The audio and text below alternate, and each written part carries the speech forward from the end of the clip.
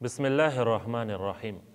दोस्तों, एक मसला है कि क्या अगर एक इमाम अपने मुक्तदी को कहे कि आप मेरे पीछे नमाज मत पढ़ो और उसको मना करे और वो मुक्तदी उसके पीछे नमाज पढ़े, उसके इक्तिदा में नमाज पढ़े, तो क्या उस मुक्तदी की नमाज हो जाएगी? और इमाम की जो ये बात है कि मेरे पीछे मत पढ़ो नमाज, तो क्या शरअन उसकी ये बात ठीक है?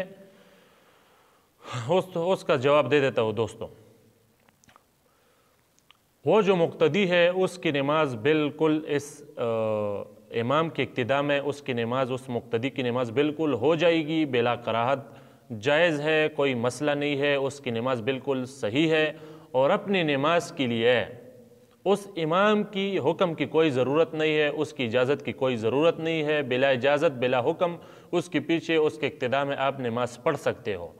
और जहाँ तक इमाम की कौल की बात है, जो इमाम ने ये कही कि मेरे पीछे नमाज मत पढ़ो, तो उसका ये कहना बिल्कुल खिलाफ़ शरीयत है और ये सही नहीं है उसकी ये बात।